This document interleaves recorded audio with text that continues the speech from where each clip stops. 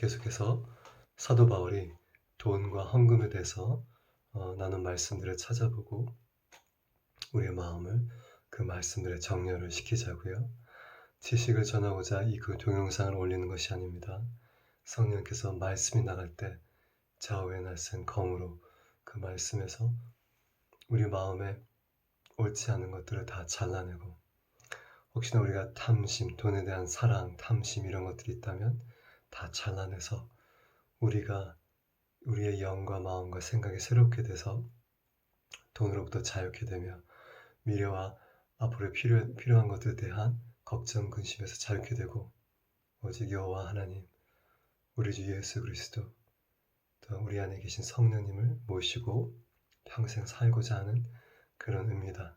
여러분들이 모르는 게 아닌데 말씀을 전할 때는 성령께서 능력으로 나타나셔서 힘으로 되지 아니하고 능으로 되지 아니하고 하나님의 성령으로 된다고 하셨으니까 성령님이 우리 마음에 역사할 수 있도록 기회를 드리고 허락해 주는 것입니다. 성령께 마음을 열어서 우리가 말씀에 우리의 삶을 재정렬시키자고요. 참 중요한 얘기를 바울이 또 하는데, 지난번에 했던 거는 돈에 대한 얘기. 근본적으로 바울이 디모데에게 사람들을 가르치되 돈을 사랑하는 것은 모든 악의 뿌리가 내려지는 거기 때문에, 그렇게 되면 우리가 미혹되고 탐심이 생기고 만몬신을 우상 숭배하고 믿음을 떠나게 되고 우리의 삶이 패망하게 되고 멸망하게 된다고 경고하였습니다.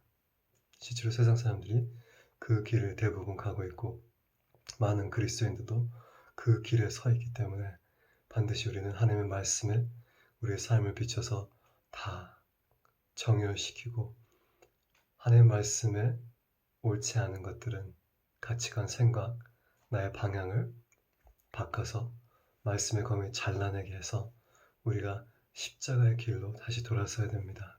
그래야 우리 가정이, 우리의 미래가 하나님의 보호하심 아래 축복받고 천국 갈 때까지 이 길을 안전하게 갈 수 있는 겁니다. 꼭 말씀에 우리의 삶을 비교해야지. 다른 사람들이 이렇게 사는데, 그 기독교 전통이 이런데, 우리 교회 문화는 이런데, 이런 말 해봤자 천국 가면 핑계 댈 수가 없습니다.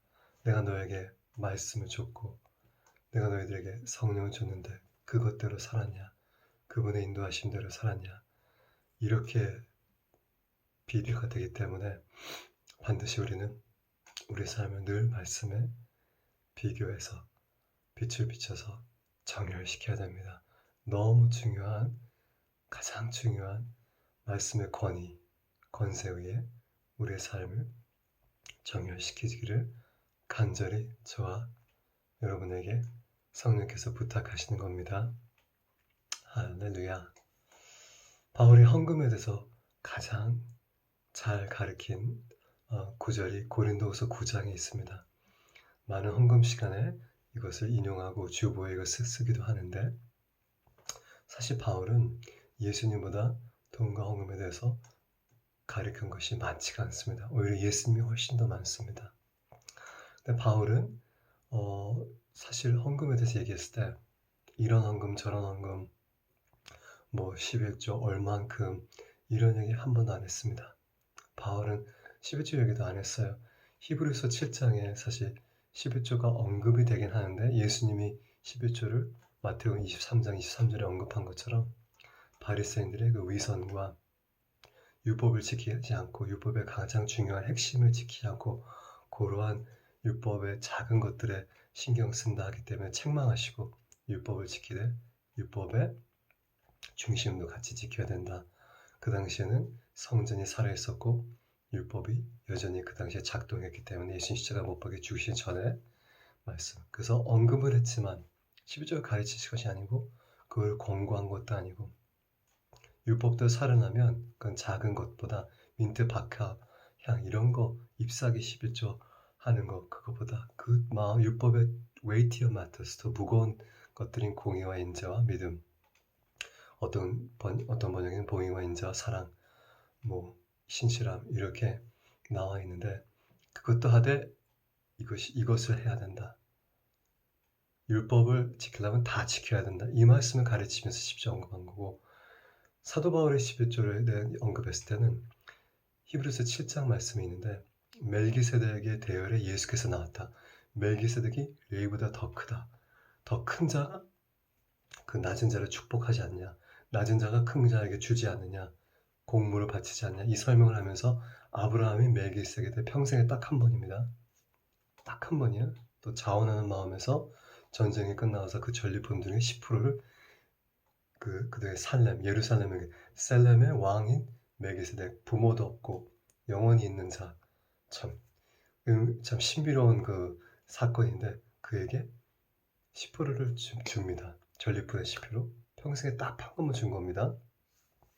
근데 그 얘기를 설명하면서 아브라함이 그것을 줬지만 아브라함의 태에서 레위가 나왔기 때문에 레위인도 사실 그에게 바친 거다. 레위인들이 11조를 받아야 될 사람인데 그 율법에 하면 멜기세덱이 훨씬 더 높기 때문에 아브라함 등에서 벌써 11조를 냈다. 그 뜻은 예수님이 멜기세덱 대열에 제제사장으로 나오셔서 영원히 우리를 위해서 지금도 중보하신다. 이것을 설명하기 위해서 과정에서 그 11조를 예를 들었지 바울이 이걸 얘기하면서 우리도 11조를 해야 돼 이런 얘기한 거 하나도 없습니다. 내가 내 교리와 기독교 전통과 문화를 어떻게 하려면 가르치기 위해서 말씀을 다 짜맞춰서 붙이려면 절대로 안 됩니다. 말씀은 있는 그대로의 의미와 그 컨텍스트를 가르쳐야 되는 겁니다. 내 교리가 이렇게 어떻게 하면 거기에 맞는 말씀 하나를 찾아서 어떻게 하면 짜 붙여볼까? 내 문화이고 기독교의 내 사람의 가르침이 이거니까. 여러분 율법이란 퍼펙트한 하나님의 법이 있었던 유대인들도 수천이 지나고 나서 그들 바리새인들과 그 랍비들의 전통과 가르침이 더 높이 올라갔기 때문에 예수님도 너희 전통과 가르침 때문에 하나님의 말씀을 무효시킨다. 저버린다 했지 않습니까? 말씀으로 돌아가야 돼요. 우리가 이 시리즈 전체가 종교를 버리고 문화를 버리고 기독교 가르침과 교리, 사람의 가르침을 버리고 말씀으로 돌아가자. 예수를 붙잡자. 이 얘기인데 말씀을 있는 그대로 이해하고 성령의 계시로 우리가 알아듣고 순종해야 되는 거지. 내가 내 교단과 교리에 또한 내 기독교 문화와 사람의 가르침에 이것이 중요하니까 요거에 어떻게 말씀을 짜맞추려고 절대로 안 되는 일이죠. 다시 말해서 예수님도 그랬고 11조를 하라는 걸 가르치지 않았고 율법을 지키라고 한 거예요. 전적으로 다 바리새인들에게 율법에 더 중요한 것들이 있다. 율법은 다 지켜야지 요것만 하면 안 된다. 즉 율법에 있는 11조, 11조, 12조, 13조 첫 열매, 첫 자녀들에 대한 돈, 절기 때 내야 되는 7개 절기 때 내야 되는 또 다른 헌금들, 또 그 3년째, 6년째도 거와 과부와 이런 사람들에 대한 헌금, 이거 전체적으로 다 지켜야 돼요. 율법을 지키려면. 하지만 걔들이 죄송합니다. 종교 지도자들이 예수님이 위선자들이라 얘기했던 얘네들이 그거를 지키려 연념하다가 정말 율법의 중요한 공의와 인자와 사랑을 잃어버렸다는 거죠. 율법에서 가장 중요한 두 가지가 내 하나님 여호와를 내 온 마음과 뜻과 정성을 다해 사랑하라. 내 이웃을 내 몸과 같이 사랑하라. 예. 아무튼 예수님은 11조를 하라고 명령한 것이었습니다. 율법을 잘 지키라고 한 거죠. 지금은 율법 시대가 아니죠. 여러분 율법을 지키려면 골라서 지킬 수 없습니다. 다 지켜야 됩니다. 율법으로 우리가 의에 이를 수 없고 믿음으로 우리는 의함을 선고받은 자들입니다. 예수님 때문에. 자, 바울도 히브리서 7장에 멜기세덱 대열에 예수께서 대제사장으로 지금도 역사하신다. 영원히 죽지 않은 부모가 없는 멜기세덱 그 대열에 예수께서 대제사장으로 계신다는 걸 설명하기 위해서 레위 지파가 대제사장과 제사장의 대열인데 그보다 훨씬 높다. 왜냐하면 아브라함이 멜기세덱의 10%를 딱 한 번 전리품을 바쳤기 때문에 더 높은 자에게 바친 거니까 예수님이 멜기세덱 대열이기 때문에 레위인보다 더 높다.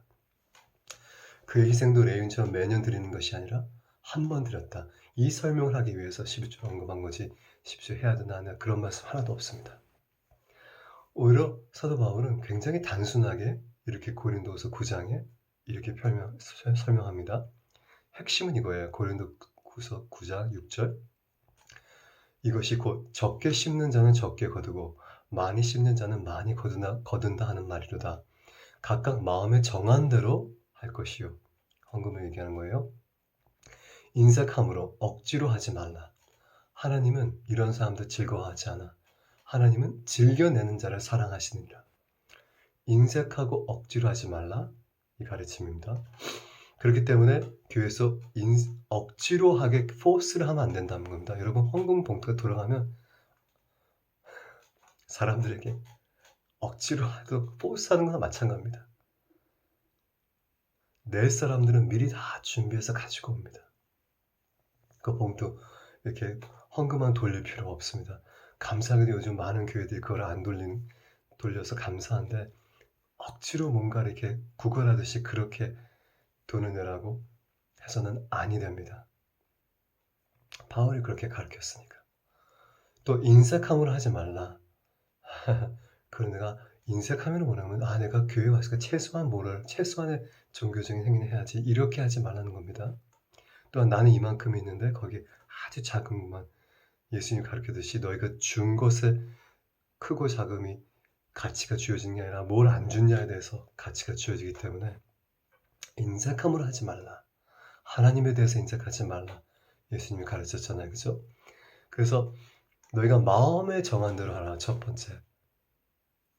몇 프로든 다든 반이든 뭐 100분의 1이든 마음에 정한 대로 나는 이만큼 주님께 드리겠다. 자유, 선택 이걸 얘기합니다. 여러분의 의지로 자유롭게 선택하지만 인색함을 하면 안 되고 인색하는 게 인색했다 해서는 안 되고 억지로 하면 안 되고 또 억지로 하게 force하면 안 되고 왜냐하면 하나님은 즐겨서 내는 자를 cheerful giver 기뻐서 너무 감사해서 드리는 이런 사람들을 사랑하시느니라. 그걸 받으신다는 거죠. 주님은 돈이 필요한 게 아닙니다. 이러면 감사와 은혜에 대한 벅찬 사랑의 표현 그것이 필요한 거예요. 그 예배가 필요한 겁니다. 나중에 바울이 읽어보지만 그 예배라고 얘기하는데 act of worship. Sorry. 그 다음에 하나님이 능히 모든 은혜를 너에게 넘치게 하시사 이는 너희로 모든 일에 항상 모든 것이 넉넉하여 모든 착한 일을 넘치게 하라. 무슨 말이냐면 여러분들이 그거 줄 때마다 하나님이 더 갚아주셔서 모든 줄 수 있는 기회, 나눌 수 있는 기회를 위해서 넉넉하게 하셔서 모든 착한 일, 선한 일을 넘치도록 할 수 있게 도와주신다는 겁니다. 마음에 정해서 기쁨으로 즐겨내는 자들에게 기록된 바 그가 흩어 가난한 자들에게 주었으니 그의 의가 영원토록 있느니라. 시편 112편 9절 말씀을 인용한 건데 바울이 주께서 널리 흩어지게 가난한 자들에게 scattered his gifts to the poor 그의 선물들을 가난한 자에게 흩어서 주셨다. 그게 그의 의래요. His righteousness is forever. 그의 의가 영원토록 있느니라. 예수님 하나님의 나라와 의를 설명할 때 돈과 연결해서 설명하듯이 먹고 마시고 이런 거 알고 너의 재정에 하나님의 나라와 의를 먼저 구하라. 그 의라는 것 공유는 율법에 설명하죠. 율법을 잘 지키면 가난한 사람이 있을 수가 없습니다. 이스라엘 백성에서는 모두가 땅이 있고 소산이 있고 또한 세 번째, 여섯 번째는 모든 11조가 가난하고 고아, 과부와 나그네에게 가고 레위인들과 포함해서 7년 후에는 모든 노예들과 다 나아지고 모든 빚이 다 탕감되고 50년째는 땅이 다 돌아오고 가난할 수가 없습니다. 율법을 안 지켰기 때문에 빈부 차이가 이스라엘 백성에게 나타난 것입니다. 하나님의 공의라는 것은 의라는 것은 가난한 자가 하나님의 나라에 없게 된다는 것입니다. 하나님의 나라에는 가난한 나라가 있을 수가 없습니다. 이 땅에 하나님의 나라가 가까웠느니라 하고 하나님의 나라를 구하라 했을 때 우리는 그 의가 무엇인지를 정확하게 알아야 됩니다. 기록된 바 그가 흩어 가난한 자에게 그 선물을 주셨으니 그의 의가 영원토록 있느니라. 심는 자에게 씨와 먹을 양식을 주신 이가 너의 심는 것을 더 풍성하게 하시고 너의 의의 열매를 더하게 하시리라. 또 나오죠. 의의 의, righteousness. 심는 자에게 먹을 것을 주시고 씨와 양식을 주시고 심을 거 내가 먹을 거, 심을 거 내가 먹을 거 중요하죠. 나도 먹어야 되니까 또 심어야 되고 이거를 그 심는 자와 자에게 씨와 먹을 것을 동시에 주시고 너희 심는 것을 주사 풍성하게 하셔서 즉 열매를 맺게 하시는데 너희의 의의 열매를 더하게 하시라. 풍성하게 하시면 여러분들의 의가 여기서 의가 나타나는 게 뭐예요? 가난한 자에게 구제하는 걸 얘기하는 겁니다. 심을 것을 주사 풍성하게 하셔서 너의 의의 열매를 더하게 하시라. 여러분 직접 읽어보세요. 고린도후서 9장 10절. 사실 고린도후서 9장은 다 읽어야지만 전체가 이제 정확하게 이해가 되는데 간략해서 바울의 헌금에 대한 가르침의 핵심이 이겁니다. 심는 대로 적게 심은 적게 걷고 재정, 헌금을 얘기하는 겁니다. 많이 심으면 많게 걷는데 너의 마음에 정한 대로 하지 얼마나 명령한 것도 아니고 여기서 인색하게 하지 말고 하나님에 대해서 억지로 하지 말고 종교적인 행위처럼 하지 말고 왜 하나님은 왕중왕이세요. 그분은 필요한 게 없습니다. 그래서 우리가 즐겨서 그분에게 감사함으로 예배를 드리는 것처럼 낼 때 그를 사랑한다고 하시고 받는다는 뜻이죠. 그리고 또 모든 은혜를 풍성하게 하셔서 더 넘치게 하셔서 모든 착한 일을 다 넘치게 하게 즉 더 많이 구제할 수 있게 도와주신다는 거죠. 또 심는 자에게 먹을 거 씨를 주시고 그 씨를 풍성하게 하셔서 의의 열매를 더하게 하시다. 여기서 의의 열매는 뭡니까? righteous fruits. 이거는 구제하는 겁니다. 여기서 이 컨텍스트에서 구제하는 겁니다. 심는 자에게 풍성하게 해서 의의 열매를 더하게 하셔서 그만큼 많이 더 여러분이 구제해서 여러분의 의의 열매를 주님께 드릴 수 있게 한다는 겁니다. 너희가 모든 일에 넉넉하여 너그럽게 헌금하면 계속 헌금 얘기하는 거예요. 지금 딴 얘기하는 거 아닙니다. 의의 열매, 이 모든 것이 헌금에 관한 것입니다. 참 쉽죠? 하나님의 의가 무엇인가? 물론 더 큰 의에 예수님의 우리 의지만 여기서 나온 의로운 행위, 의로운 열매를 생각하면 구제하는 겁니다. 가난한 사람을 돕는 겁니까? 하나님의 나라에 가난한 사람이 여러분 교회에 여러분 공동체 지체에 가난한 사람이 있어서는 안 됩니다. 그거는 하나님의 나라가 아닙니다. 자, 그래서 너희가 모든 일에 넉넉하여 너그럽게 헌금하면 그들이 우리로 말미암아 하나님께 감사하게 하는 것이다. 받는 자들이 그 헌금을 받으러 말미암아 그 구제를 받으러 말미암아 그 도움을 받으러 말미암아 하나님께 감사하게 하는 것이래요. 여러분이 주는 것도 기쁜 마음으로 정한 대로 즐겁게 주면 사랑을 받고 받는 사람도 하나님께 감사하고 얼마나 아름다운 일입니까? 그죠? 이 봉사의 의무가 이게 의무래요. 이 섬김의 의무가 성도들의 부족한 것을 보충할 뿐만 아니라 사람들이 하나님께 드리는 많은 감사로 말미암아 넘쳐나느니라. 즉 우리가 이렇게 헌금하고 적정한 가난한 사람을 돕고 어려운 사람을 돕는 것이 우리의 service to the saints, 성도에 대한 우리의 섬김 서비스, 직무래요. 직무. 고린도후서 9장 12절. 그 부족한 것을 보충할 뿐 아니라 사람들이 하나님께 드리는 많은 감사로 말면 넘쳐나겠다. 일로 모두가 감사하게 된다는 겁니다. 뭐가? 우리가 마음에 정한 대로 기쁜 마음으로 억지로 인삭함을 아니라 즐겁게 하나님께 드렸을 때 받는 사람도 주는 사람도 감사가 넘치게 한다고 합니다. 이 직무로, 이 섬김, 이 돈으로 섬기는 증거를 삼아 너희가 그리스도의 복음을 진실히 믿고 복종하는 것과 그들과 모든 사람을 섬기는 너희의 후한 헌금으로 여긴 연보라 그러는데 헌금으로 말미암아 하나님께 영광을 돌리고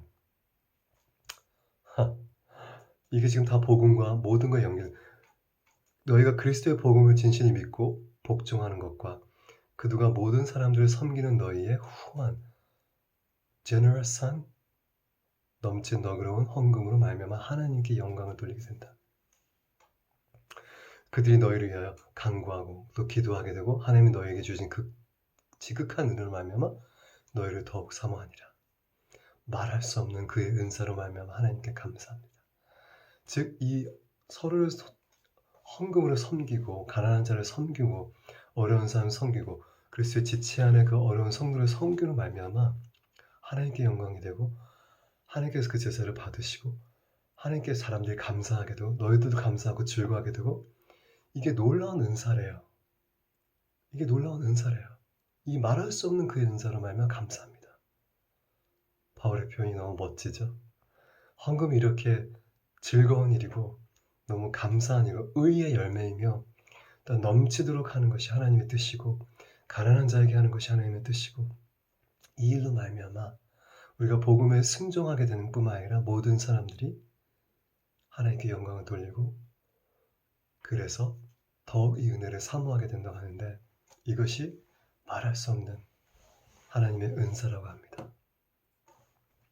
즉, being generous, 너그럽게 마음에 정한 대로 기쁜 마음으로 성도를 섬기는 것은 은사라고 합니다. 또는 왜 의무라 그러고 또한 하나님께 대한 감사와 영광으로 돌아가게 된답니다. 여기서 보니까 즉 성도들이 성도를 서로 섬기는 게 있어요. 여기서 바울이 한 번도 자기 교회에게 헌금하라 이런 말 없고 바울이 한 번도 자기한테 헌금하라 이런 말도 없습니다. 바울도 마찬가지로 내가 나에게 이 자랑을 뺏어갈 자가 없다고 자기가 직접 손으로 텐트 메이커잖아. 바울의 별명이 텐트 메이커. 손으로 천을 짜서 텐트를 만들고 그렇게 해서 생활비를 하고 전혀 다른 사람들의 도움을 요청하지 않고 받지 않고 이것이 자랑이라고 얘기했습니다. 예수님과 같이 사도 바울도 자기에게 아무것도 요구하지 않습니다. 물론 이제 감옥에 있을 때 빌립보 교회에 그 소식을 듣고 바울에게 후하게 헌금을 합니다. 그걸 거절하지 않고 오히려 더 감사한다고 했는데 그것을 뭐 이만큼 자기는 번국 이만큼 얼마 자기 이렇게 하라 내가 너에게 말씀을 전했고 너에게 병을 치유해줬고 너에게 교회를 개척했으니 너희가 나에게 어떤 것 이런 거 없었습니다. 오히려 바울은 너희가 성도들의 필요를 채워라. 가난한 사람에게 주어라. 너희가 마음에 정한 대로 넉넉하게 넘치는 그 은혜가 더 풍성해질 거니까 모든 착한 일 너희가 넘치게 할 수 있고 받는 사람도 감사 모든 사람이 하나님께 영광 이 은사를 하나님께 감사한다고. 여러분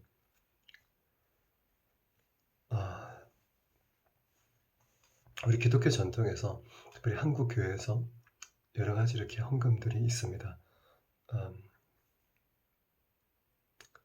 네, 굳이 그 얘기는 할 필요 없다고 성령님이 말씀하시네.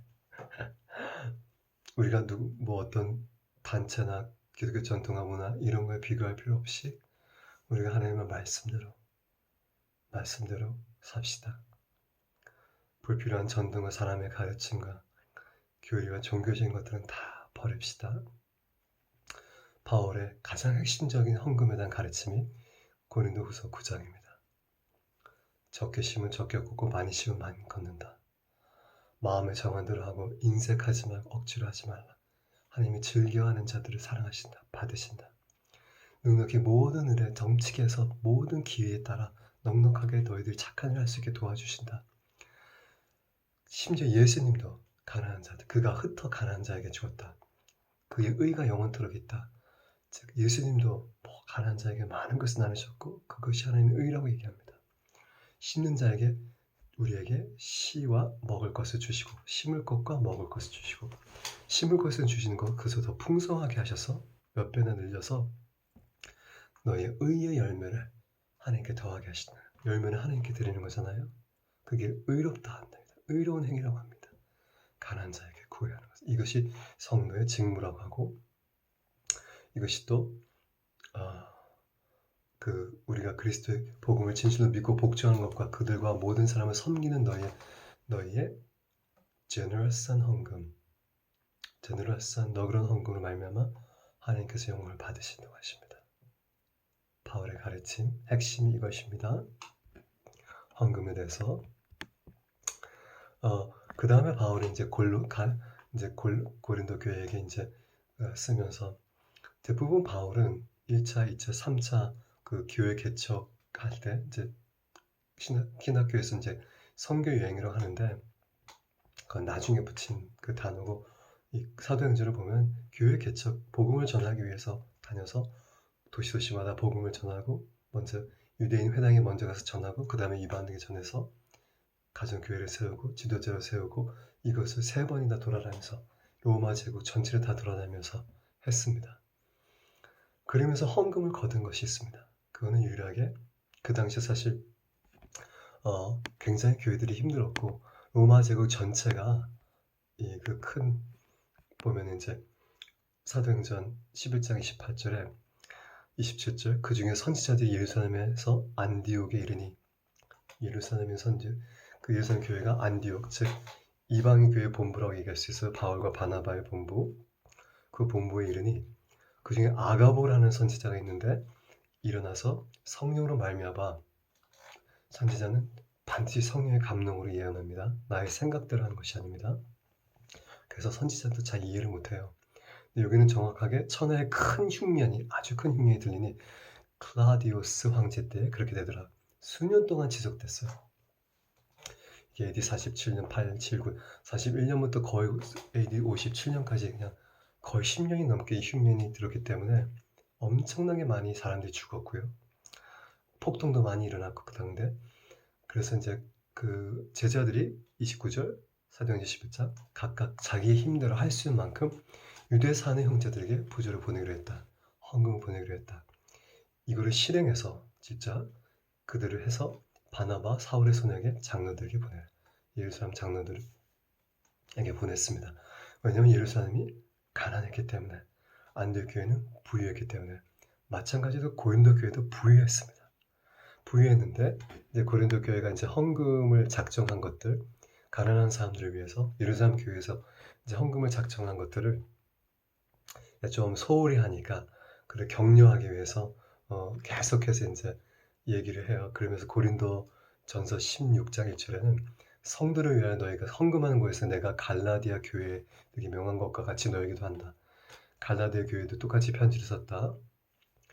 이게 이제 헌금 거둔 사도 바울이 헌금 거둔 이유가 자기 자신을 위한 것도 아니고 안디옥 교회를 위한 게 아니라 예루살렘 거기는 많은 그 유대인 그리스도인들이 있는데 그 수많은 교회들 중에 예루살렘이 제일 가난했습니다. 그래서 예루살렘에게 도움을 주기 위해서 헌금을 거뒀는데 이때 명령한 것이 매주 첫날에 각 사람이 수입에 따라서 모아두고 정한 대로 수입에 따라서 모아두고 내가 고린도에 가면 갈라디아에 가면 새롭게 헌금을 걷지 않게 미리 걷어도 내가 이럴 때 너희가 인정한 사람에게 편지를 줘야 너의 은혜를 너의 헌금을 예루살렘으로 가지고 가게 하리니 만일 나도 가는 것이 합다면 그들과 나와 함께 가겠다. 갈라디아 교회에게도 그렇게 명했으니 고린도 교회가 너희도 그거를 첫날에 매주 첫날에 너희가 다 모았다가 내가 가면 더 이상 헌금하지 않게 미리 준비해라. 그래서 내가 그걸 가지고 사람들을 통해서 편지를 써서 예루살렘에게 보내겠다. 여기도 말하면 뭐냐면 각 사람의 수입에 따라서 너희들 정한 대로 어떤 금액을 얘기하고 몇 프로를 얘기한 것이 아닙니다. 자유하세요 여러분. 여러분이 마음에 정한 대로 또 기쁜 마음 이것이 중요합니다. 인색함으로 또 억지로 이건 절대로 하면 안 됩니다. 이건 하나님을 쫀쫀한 하나님을 만들고 또 나를 이기적인 사람은 내가 이것만 안 하면 내가 복받지 않을 거라 그렇게 하나님한테 드려서는 절대로 안 합니다. 깊은 마음 감사함은 은혜가 풍성해서 감사함을 즐겁게 주님께 드릴 때 그 사람을 사랑하신다고 하시고 받으신다고 하시고 모든 사람이 그로 말하여 감사하게 되고 하나님의 영광을 받게 하신다고 고린도후서 9장에 얘기한 것처럼 자, 또 넘어서 갈라디아 교회에 이렇게 얘기합니다. 갈라디아서 2장 10절 다만 우리에게 가난한 자들을 기억하도록 부탁하였으니 이것은 나도 본래부터 힘써 행하여 왔노라. 사도 바울이 이거 헌금에 대해서 할 때는 항상 가난한 사람과 연관이 있고 가난한 교회, 가난한 예루살렘 성도들 늘 이렇게 언급을 했습니다. 이 얘기의 배경은 이제 할례 받는 거 이런 것들을 막 싸우다가 유대인들은 유대인 율법을 다 지켜야 된다. 이방 그리스도인들을 했지만 사도 바울이 가서 막 싸우다가 결국엔 예루살렘에 가서 한참 베드로와 싸우다가 조용히 해 야고보가 예수님 그 당시 야고보 요한 야고보 얘기한 게 아니라 예수님의 형제였던 야고보가 다 일어나서 조용히 해. 우리도 못 지키는 율법 왜 이방인들에게 그 짐을 주냐. 그지만 이거만 하라고 네 가지만 권하고, 그 다음에 여기서 그 사도행전에 나오지 않은 내용이 또 한번 나오는 거는 우리에게 가난한 자들을 기억하라고 부탁했다. 사도 바울이 나도 본래부터 그렇게 힘써 행했다. 가난한 자들입니다. 가난한 자들을 기억하라. 그들에게 베푸는 것이 하나님의 의의 열매라고 얘기합니다. 사도 바울의 가르침입니다. 자, 이렇게 또 보자고요. 로마서 15장 25절 사도 바울이 그러나 이제는 내가 성도를 섬기는 일로 예루살렘에 가노니, 성도를 섬기는 이미 뭐냐면 헌금을 다 교회들에게 모아서 그거를 다 모아가지고 그거를 성도를 섬기는 일이래요. 일로 예루살렘으로 간다. 예루살렘에 있는 교회 성도들에게, 이는 마게도냐와 아가야 사람들이 예루살렘 성도 중 가난한 자들을 위하여 기쁘게 얼마를 헌금하였습니다. 마게도냐, 아가야, 아시아 사람들이 예루살렘 성도 중 가난한 자들을 위하여, 또다시 나오죠. 기쁘게 얼마를 헌금하였습니다. 저희가 기뻐서 하였거늘 또한 저희는 그들에게 빚진 자니 만일 이방인들이 그들의 영적인 것을 나눠줬으면 육적인 것으로 섬기는 것이 마땅하니라. 또는 그것으로 동정을 받았으면 그러면 내가 이 일을 마치고 이 열매를 그들에게 확증한 후에 너에게 들렸다가 서반으로 가다.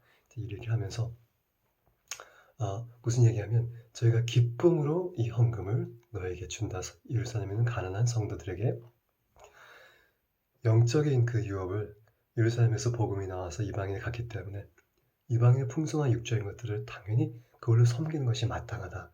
이렇게 얘기를 하는 것입니다. 자, 그 다음에 빌립보 교회에 이렇게 얘기를 합니다. 빌립보서 4장 10절. 내가 주 안에서 크게 기뻐하면 너희가 나를 생각하던 것이 이제 다시 싹이 남이니 너희가 또한 이를 위하여 생각은 하였으나 기회가 없었을 것이다. 내가 궁핍해서 말하는 것이 아니라 어떠한 형편이든지 나는 자족하기를 배웠다. 나는 비천할 줄도 알고 풍부할 줄도 알고 모든 일에 곧 배부름과 배고픔과 풍부와 공포에서 다 처할 줄 아는 일체의 비결을 배웠다. 내게 능력 주시는 자에서 내가 모든 것을 할 수 있다. 가난하든 부유하든 풍족하든 모자르든 배고프든 배부르든 나는 비결을 안다. 뭐냐? 내게 능력 주시는 자에서 내가 모든 걸 할 수 있다. 극복할 수 있다.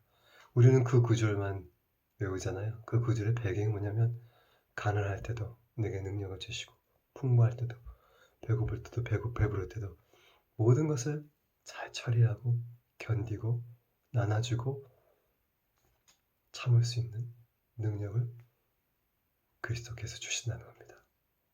이 설명을 할 때 바울이 그 얘기를 한 거예요. 그러나 너희가 내 괴로움에 함께 참여했으니 잘하였도다. 빌립보 사람이다. 너희가 알거나 복음의 시초에 내가 마게도냐를 떠날 때 주고받는 내 일에 참여한 교회가 오직 너희 외에는 아무도 없었다. 데살로니가 있을 때 너희가 한 번뿐 아니라 두 번이나 나의 쓸 것을 보내었도다. 내가 선물을 구함이 아니오 오직 너에게 유익하도록 풍성한 열매, 의의 열매를 주께 드릴 수 있는 것을 구함이라.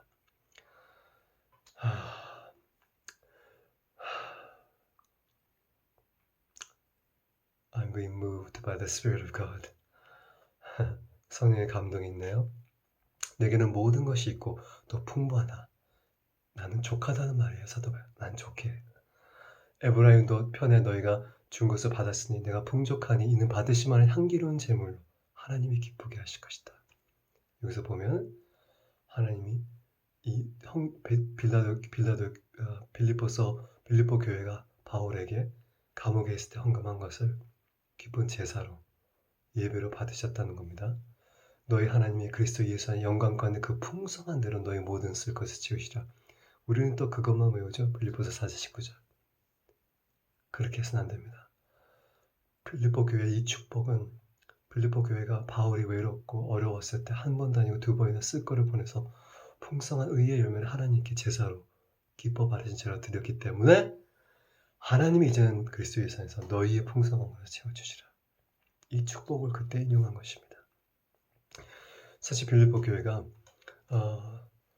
빌립보서 쓴 것 자체가 사실 에브라디도를 통해서 이걸 다시 보내 에브라디도가 빌립보 교회 헌금을 바울이 감옥에 있을 때 갖다 준 거예요. 너무 감사해서 에바디도로에게 다시 편지를 쓰면서 감사 편지를 쓰면서 빌립보서 1장, 2장, 3장, 4장이 나온 거예요. 그래서 사실은 헌금에는 감사로 바울이 이제 쓴 건데, 바울이 내가 필요해서가 아니라 너희가 스스로 자원해서 내가 필요 채워지게 기쁜 마음을 드린 거 하나님이 받으셨자. 너희의 의의 열매라. 내게 모든 것이 있어 나는 풍족해. 나는 비결을 알아. 궁핍하고 배고프고 풍부하고 이럴 때 내가 다 모든 능력 주신 자 내가 다 할 수 있어. 하지만 너희들이 사랑하는 마음으로 예수님께 드리는 거 감사히 받고 하나님이 그거를 제사로 기뻐하실 거야. 그렇기 때문에 하나님께서 그리스도의 영광 가운데 그 풍성함을 다 채워주실 거야. 너의 필요를. 이렇게 축복한 건데, 이 말씀의 전체를 같이 이해해야 됩니다. 내가 어려울 때도 나에게 능력 주신 자 내가 할 수 있다. 궁핍하고 좀 모자랄 때도 내게 능력 주신 자 내가 그것을 극복할 수 있다. 이 고백을 하는 거고, 또한 축복할 때는 하나님이 주신 그 제사를 더 풍성한 대로 하나님 받으셨기 때문에 기뻐 받으셨기 때문에 다시 풍성하게 돌려주신다. 이런 축복이라는 말씀을 꼭 기억하시고, 그 빌립보서 4장 13절, 4장 19절만 외워서 인용하시면 안 됩니다. 하나님의 말씀에 그 깊은 뜻이 바울의 메시지에 있는 것은 나를 생각해 줘서 너무 고마워. 내가 감옥에 이르고 많은 사람들이 내가 감옥에 있는 것 말미암아 나를 배반하고 배신하고 다 세상으로 돌아갔는데 너희들은 나를 기억해서 나의 쓸 것도 한 번에 두 번이나 이렇게 보내주니 내가 선물을 구하는 게 아니라 오직 너희에게 유익하도록 풍성한 열매를 구한다. 예수 그리스도께 드릴 수 있는 의의 열매를. 네, 이렇게 사도 바울은 감사 편지 속에서도 의무가 아니고 하지만 너희가 내 생각해서 줬던 거 너무 감사해. 하나님이 제사로 받으셨어. 기뻐하신 예배야. 이런 설명입니다. 고린도전서 9장 11절. 고린도전서 9장 11절. 우리가 너에게 신령한 것을 뿌렸은즉 너희의 육적인 것을 거두리고 과다하게 생각하느냐. 다른 이들도 너에게 이러한 권리를 가졌든 하물며 우리일까 보다. 내가 너에게 개척한 내가 너의 아버지야.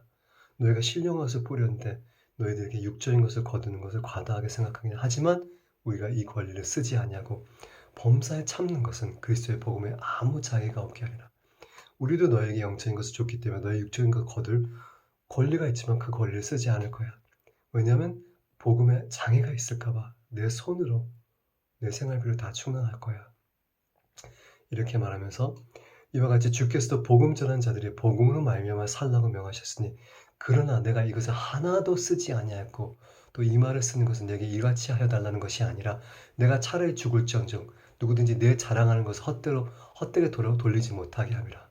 내가 복음을 전하지도 자랑할 것이 없으면 내가 부득불할 일이니 만일 복음을 전하지 않으면 내가 화가 있으자. 무슨 말이냐면 다른 사람들은 복음을 전하며 그걸로 먹고 살았는데 바울은 나도 그 권리가 있지만 혹시나 사람들이 시험이 들고 그리스도의 복음에 장애가 될까 봐 그 권리를 쓰지 않는다. 나는 이게 내 자랑이야. 아무도 이 자랑은 뺏을 수가 없어. 이렇게 말씀을 전한 겁니다. 즉 고린도서 9장 14절에 이와 같이 주께서 복음을 전하는 자들이 복음으로 말미암아 살리라 명하셨대. 예수님이 복음을 전하는 자는 복음으로 살리라. 즉 복음을 풀타임 하는 사람들은 그 복음을 전하는 자들이 그들의 그 복음을 전해준 사람에게 그 대가를 지불하고 그걸로 살 수 있게 도와줘야 된다는 말이죠. 그죠? 어떤 몇 프로의 개념이 아니라 모든 삶을 같이 공유한다는 개념입니다. 근데 사도 바울은 이제 그 권리도 나는 포기했다. 어떻게 해도 복음에 장애가 없게 사람들이 시험되지 않게 이 얘기를 하는 것입니다. 그래서 지금 나오는 이제 전임 사역자들이나 선교사들이나 목사들은 전적으로 복음을 전하고 전적으로 사역하기 때문에 복음을 받는 자들, 사역을 받는 자들이 그것을 감사함으로 함께 삶의 모든 풍성한 것들을 복음을 전하는 자에게 나눠야 된다는 그런 의미입니다. 어떤 몇 프로의 개념이 아닙니다. 선교지에서는 이게 힘든 게 선교사들은 그걸 하지만 대부분 사람들이 가난하잖아요. 그들이 베풀 수가 없기 때문에 사실 선교지들은 산 사람들 그 수준을 삶의 수준을 그들 선교하는 사람들의 수준에 낮춰서 가장 키입니다. 해외 선교사들이 한국에 와서 실패한 많은 사람들이 실패한 것이 그들의 수준대로 살고 이런 맨션 크게 지어 살고 가난한 사람들과의 그 문화에 들어가지 못했기 때문에 늘 이 복음이 그들에게 그 당시에 100년, 150년 사람들에게는 와닿지가 않았어요. 근데 그 중에 어떤 선교사는 다 포기하고 이렇게 의복도 그 당시 사람들의 의복, 한복 이런 것을 입으면서 갓을 쓰고 그들의 수준대로 따라서 살면서 거기서 나오는 것들을 그들의 수준대로 살았습니다. 이게 사실 가장 힘들어 선교사로서 그들의 수준대로 내려가는 게 왜냐하면 대부분 가난한 나라이기 때문에 하지만 선교사들이 거기서 받을 수가 없기 때문에 선교 파송한 사람들이 그 성도들의 필요한 것들을 걷어서 보내주는 게 맞는 거죠. 정한 대로 기쁨으로 감사함으로 주님께 드리듯이. 그러나 근본적으로 복음을 전한 자는 복음을 말미암아 살리라 주께서 명하셨다고 사도 바울이 설명을 하는 것입니다. 네. 그리고 이게 지금 40분 넘어갔는데 제가 또 3부로 넘어갈 수밖에 없겠군요. 일단 갈라디아서 6장 가르침을 받는 자는 말씀을 가르치는 자와 모든 좋은 것을 함께하라. 즉 말씀을 배우는 사람들은 말씀을 가르친 자에게 모든 좋은 것을 함께하라. 몇 프로 헌금 이 얘기가 아닙니다. 삶을 공유하고 좋은 것들을 다 나누라는 겁니다. 말씀의 가르침을 받았으니까 복음을 듣고 진리를 얻었기 때문에 은혜를 받았기 때문에 모든 좋은 것을 함께하라. 즉 이게 봉급의 제도가 아니라 그냥 삶을 나누고 받은 것, 있는 것들을 풍성한 것들을 모든 사람과 같이 성도들과 공유하고 가난한 사람들 얻게 하고 또 말씀을 전하고 가르치고 복음을 전하는 자에게 함께 나누는 그 개념입니다.